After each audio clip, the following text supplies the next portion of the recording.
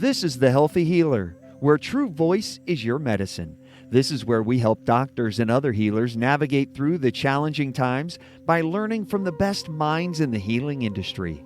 Laugh, cry, and be surprised. It's entertainment, education, and inspiration so you can continue to be the unique and amazing healer you were destined to be. Welcome to humanity. Welcome to The Healthy Healer with Dr. Fred. Hello, everyone. It's Dr. Fred, and welcome to another amazing episode of The Healthy Healer. Today, we have a really special guest. I can't wait to introduce you to him and really introduce me to him as well. I've only had an opportunity to review his amazing bio, and I can't wait for him to talk a little bit about how he got to be who he got to be and which population he serves and how he does it and what kind of miraculous results he's creating on the back end of a life that actually put him exactly where he belongs at this very moment in time. So without further ado, I just want to introduce you all to Dr. Romi Fung. Romi, thanks so much for being on the show today. It's great to have you as a guest. Thank you so much for having me, Dr. Fred. Yeah, it's really great. So Romi, I don't know if you've ever had an opportunity yet to actually listen to any of the podcasts that I've done here for The Healthy Healer, but I like to ask people one simple question, and it's a 9-letter question. It really covers a lot of bases. There's only 9 letters in the whole question, but it really is a question that really covers a lot and gets us started on the right foot. So here we go. Are you ready? Of course. Yeah. Romi Fung, who are you? Who am I? It's always a question that we're always looking into discovering in ourselves and all that, right? Yeah. So Sure. if I were to answer that and define myself, I'm someone who has come from a very humble background and is looking to make a difference in the lives of others. Now, that doesn't sound like the typical definition. I guess the mainstream is I'm a naturopathic physician practicing in Richmond, British Columbia, Canada, and I focus my practice in those with cognitive decline, dementia, and those that want to mitigate their risk of dementia and optimize their cognitive well-being through natural means, nutrition, and all that. So during natural means and the nutrition and all that. So here's the thing, cognitive decline and dementia. Now, I'm not of this group, but I know that most people think, and I know you know different, that once the cognitive decline starts to set in, once we start having a diminishment in our memory, once we have a diminishment in our capacity to stay organized or to put together sentences, or maybe even to have capacity over or our urinating and our bowel movements and actually eating and staying involved with our family, all those many things that happen progressively frequently with people in cognitive decline. Most people really think that ultimately that's just the way it is. And there's just going to be a progressive deterioration of cognition over time. And that once you have that big D word laid on you, the big D word of dementia laid on you or someone you love, that it's curtains, that this thing is over. But I'm here to say, and so are you, that's not the case, is it? Like, you can actually turn this stuff around. Talk to us a little bit about that.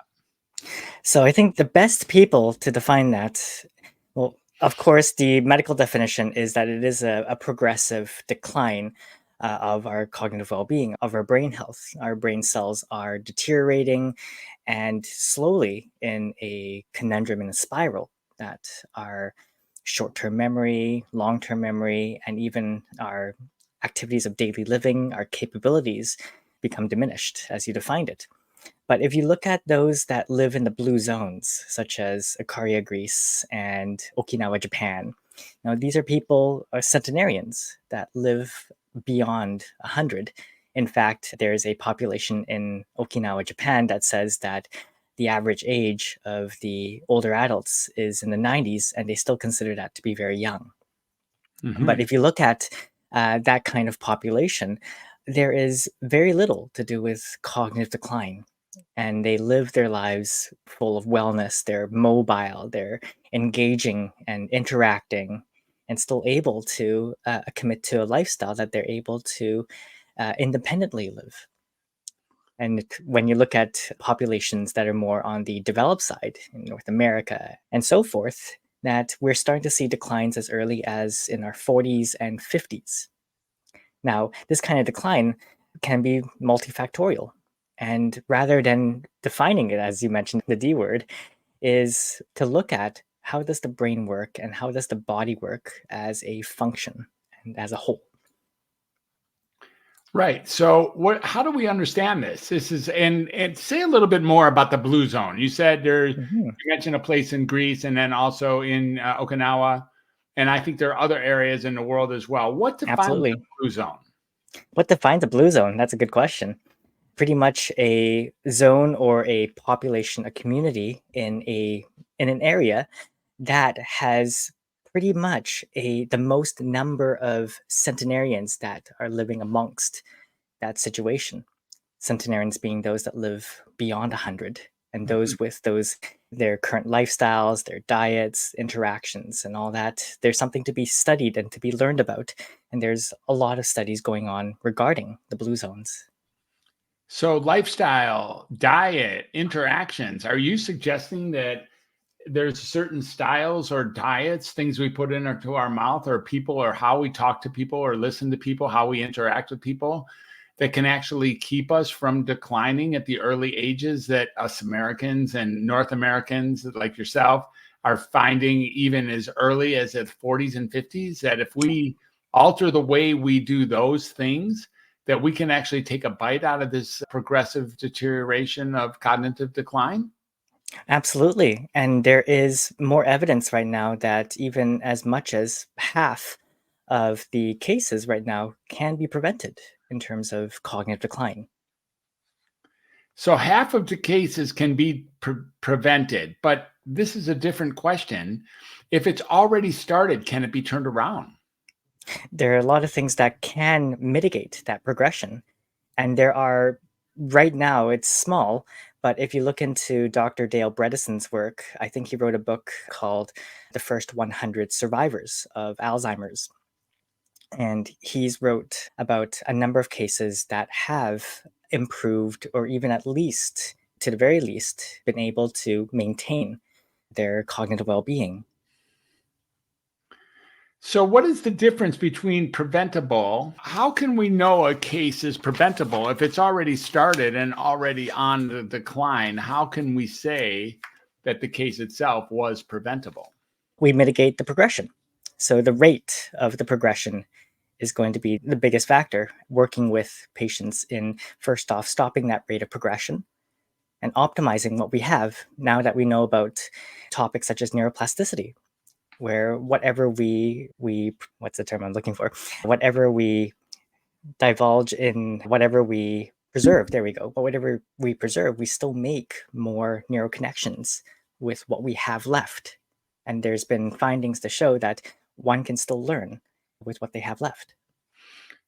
So one can still learn with what they have left and maybe even grow new or different or additional neural pathways. Yes. Okay. Absolutely. This is very interesting. So there's a lot of things going on in the non-blue areas. You're right. There's things where you have diet and you have interactions and you have lifestyle issues, but you also have the air and the water and the Mhm. community that's already there waiting for us. So how can you tell with any kind of authority, any kind of um, when looking at the data, what are the variables versus the constants? Meaning, what are the things that are really, really contributing directly to decline? In other words, I guess I'm really serving you up here by asking you to Mhm. talk to me a little bit about the lifestyle shifts or the diet shifts or the interactive shifts or any other kind of shifts that we can make either pre-cognitive decline, or if we know somebody in early enough cognitive decline, altering and mitigating the progressive deterioration of cognitive issues.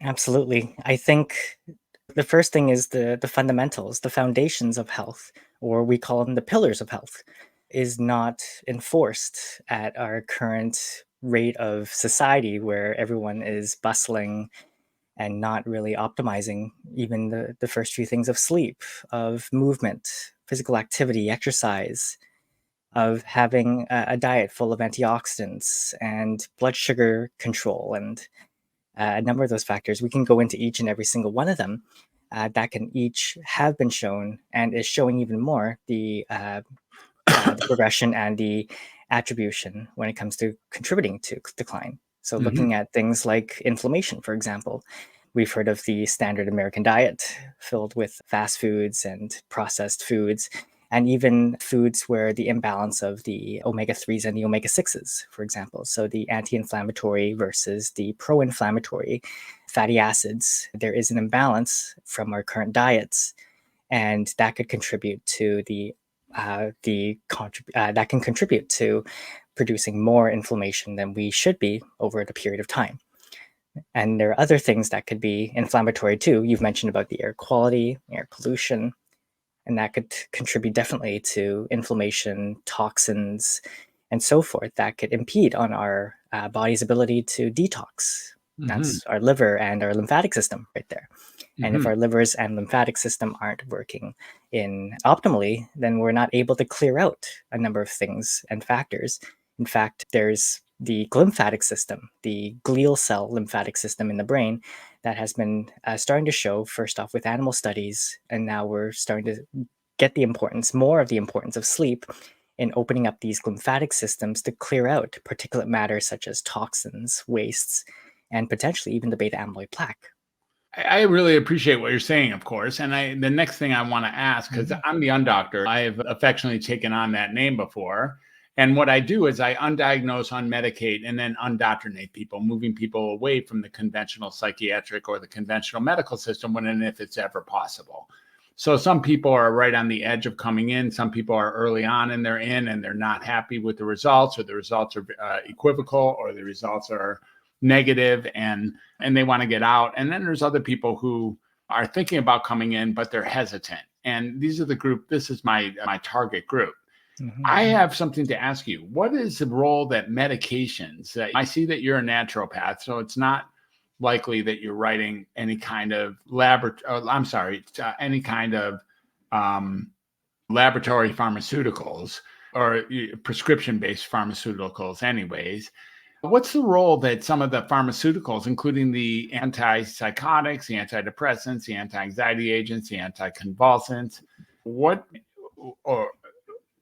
is the role that these medicines, maybe even the statins or the blood pressure medicines or the medicine, the insulin or the glucose medicines that we have, what are the roles that these are playing in adding or subtracting from dementia? I think to look at it from a more holistic approach, even though I am a naturopathic physician, I do have prescribing rights where I'm at. So I am able to write and fill some of these prescriptions. And what I see the role with some of these prescriptions is adjunctive.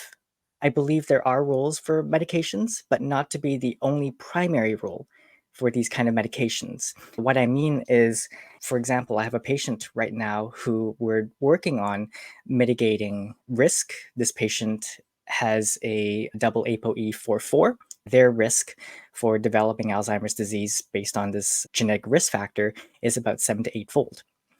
But there is an important factor that is affecting their brain fog, and it's thyroid. And I'm finding that their thyroid function is quite on the low side.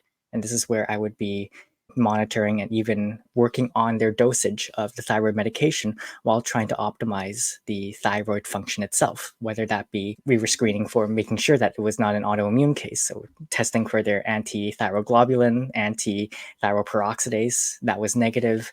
Looking into making sure that nothing else was impeding on the thyroid health, looking into antioxidants such as selenium, and balancing blood sugar, because blood sugar spikes, blood sugar dips, blood sugar dysregulation can also impact the thyroid health itself. And so do you use the oral hypoglycemics that we so often love to talk about, or are you more or less managing blood sugar with diet and perhaps other kinds of supplements? The first and foremost is definitely going to be diet, and looking into the factors would be protein intake, fat intake, the macronutrients. But if we're looking into insulin, of course, getting insulin tested first and looking into making insulin more sensitive. There are a number of supplements, berberine being one of my most favorite, And now berbeриne's found to be as powerful, if not as powerful as metformin. But metformin also has its benefits too, especially to do with eliciting the sirtuin T1 and the AMPK pathways when it comes to anti-aging and blood sugar regulation. Hmm. Interesting. So, yeah, the anti-aging drugs. There's a number of drugs that have been. I don't somehow. Please excuse me for not refreshing myself before this talk. But there's a number of drugs that have been used for dementia that are over the counter. I'm sorry, that are prescription medicines aimed specifically at slowing down or halting the dementing process. What's your take on some of those? I think the newest ones that have been FDA approved, maybe a bit on the swifter side. A number of people are quite concerned about it because of the risks and the adverse effects of brain bleeds and such. And Yeah, right now, the evidence is still not as strong when it comes not to as a number of strong. these medications. And I think I'm really talking about Aricept, of course, and then Exelon and Namenda. Are these the medications that you're pointing to as well? Yes. Okay, yeah. I was using those back a little more than a decade ago in my nursing homes, and I was finding really equivocal results. Sometimes it seemed like we would get a little spike of an increase in awareness. And this was meant for the minimal to moderately progressed dementia. And we would sometimes get what seemed like some backing up, but then sometimes it would get even worse. What's your experience? Do you actually use those medications as part of your adjunctive services? Like the likelihood of a patient coming in to see me with the medication already is much higher than Of course. looking into implementing it. And the thing about the medication, as it states for the most common one, Aricept or donepezil, it's an anticholinergic. And I think my take on it is that it's also adjunctive. It is shown to be helpful in certain cases. And that's where I think my approach in working with cognition and cognitive decline is a little different, or that it differs from the mainstream, only because I'm looking at the brain more so in its systems rather than as the diagnosis of dementia. Hmm. So I'm always thinking about the cholinergic pathways is important in solidifying memory. That's definitely been shown in neurology. But there are things before that I have to establish, such as the overall environment of the brain. If you think about the brain like any other cell, every cell in our body, including the brain, requires oxygen, requires fuel, and requires fluid.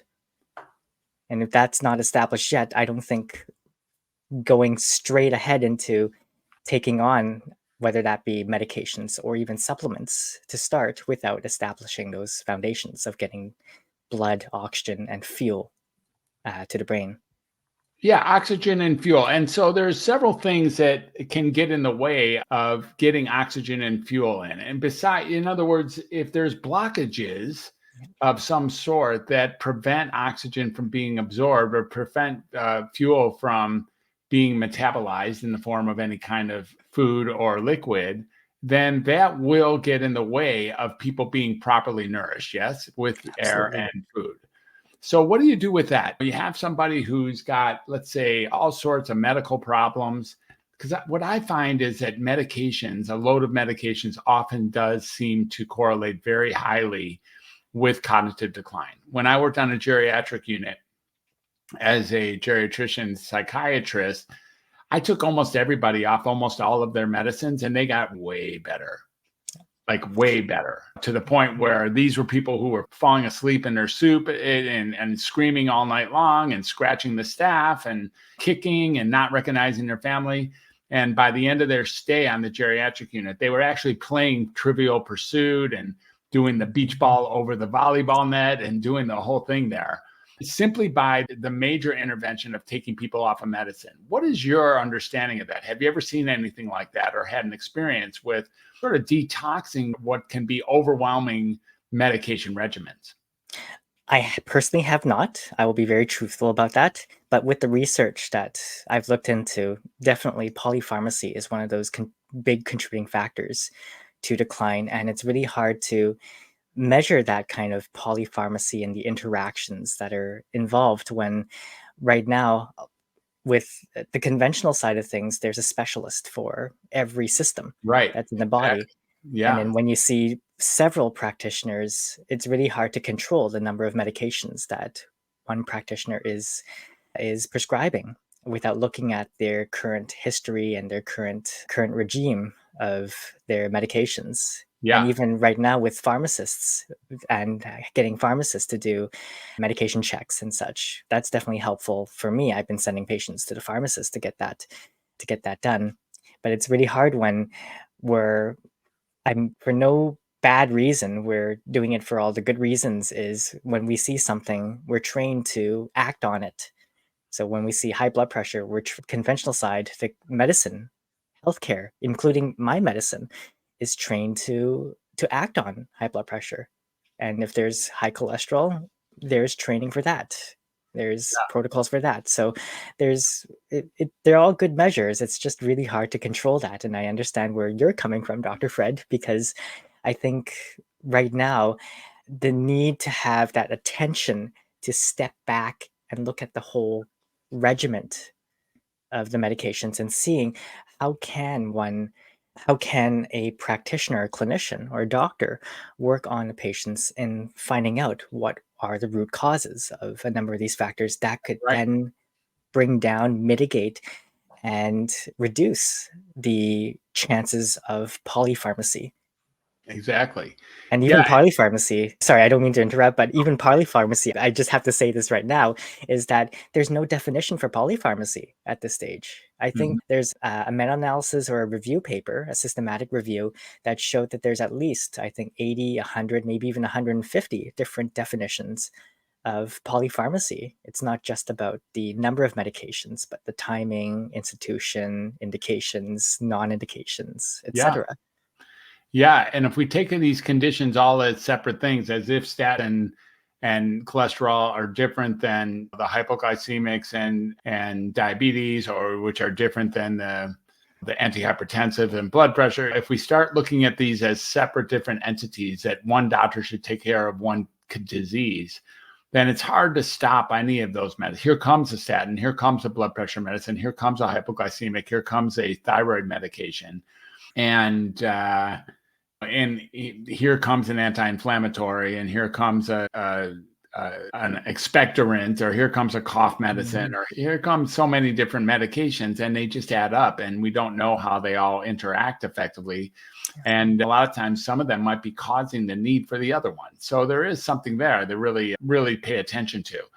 And I can really see how, from your perspective, it's hard. It would be very hard as an ND, I think, and when taking care of a client, to decide outright that they don't need to be on a medicine in an area where you don't feel yourself to be the specialist.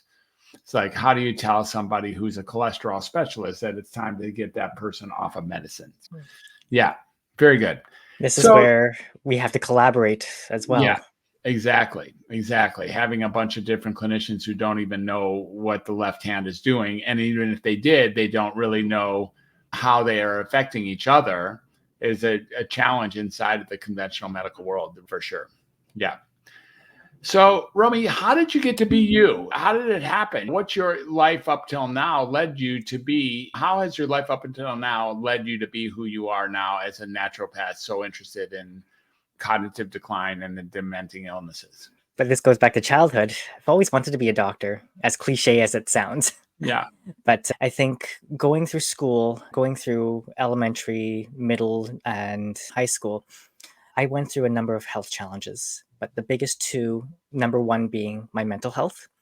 I grew up with debilitating depression and anxiety. And I withdrew from high school in grade 8.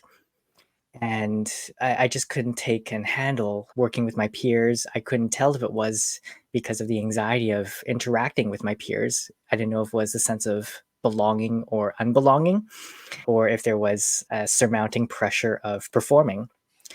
But I just couldn't even get out of bed. And it got to a point where I thought it was probably just myself. Sure. And maybe I needed a fresh new start. I withdrew from high school and tried to start anew in a different high school. And by the time I did that cycle for about 5 different schools in 2 different provinces in Canada, I decided, you know what, maybe it is something I'm needing to work on. And I still haven't decided whether or not that was coming from my peers Sure. or my family. Yeah. I went through a number of medications. I was on Zoloft, Paxil, Hmm. and a few other SSRIs, and I think an SNRI. And I didn't find much. I did find some relief, but it just took me off the edge. Sure. And it wasn't until I met the most recent counselor. I went through a number of doctors, counselors, Sure. and she was the one that told me I wasn't depressed, but I was probably just lacking focus and I needed to work on other things. And this was the first time I've ever heard anyone, any healthcare practitioner tell me, oh, maybe we should talk about our omega 3s or vitamin D, look into iron, Yeah. looking into balancing your blood sugar, going on a walk, getting sunlight. I looked at her and I thought, are you really here to work on my depression? Yeah.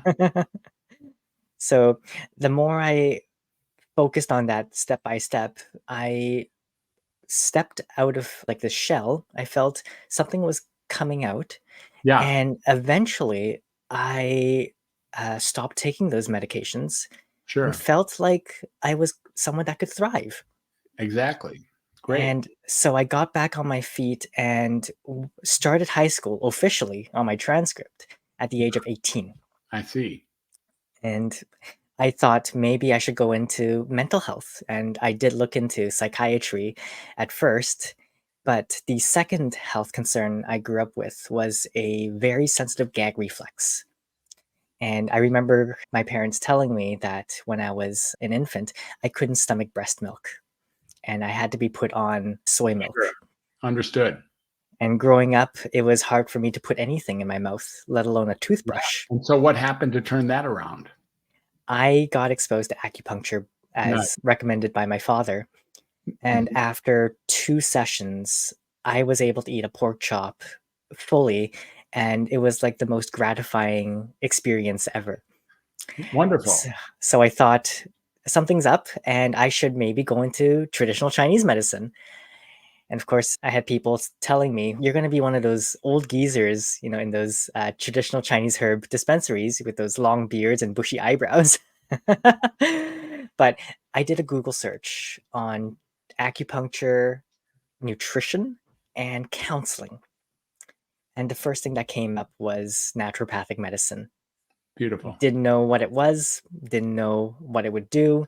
But the more I looked into it and the idea of trying to figure out what really is the root cause, what is going on in the body that can affect the other Sure. systems of the body and seeing the body as a whole, that thrilled me. And I haven't turned back ever since I made that decision of becoming a naturopathic doctor. Interesting. Very great. And then working with cognitive decline, can you give us a little bit of a how did you get to that? Once I got back on my feet in high school, I did a surmountable amount of volunteer work, and one of those locations was in a long-term seniors residence home. And Interesting.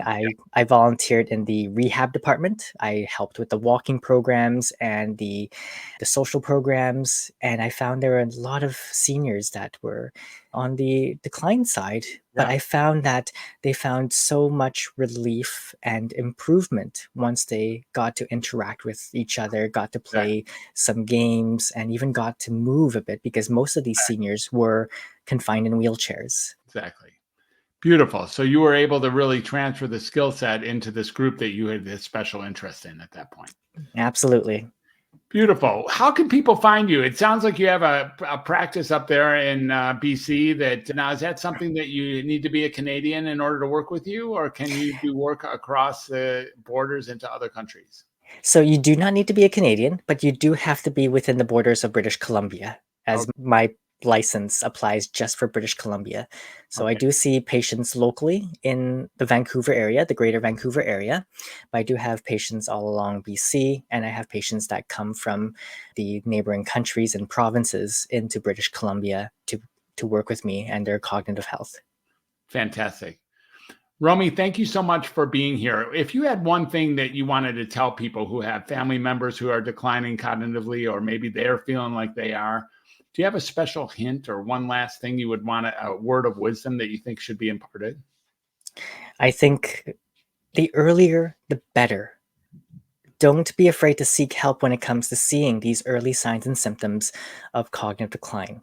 There are many resources online. I'm pretty sure if you look into the Alzheimer's Association, Alzheimer's Society, there are many resources that will help you identify if these are things that you're seeing, to confirm if your loved ones or your family members are going through a sense of cognitive decline.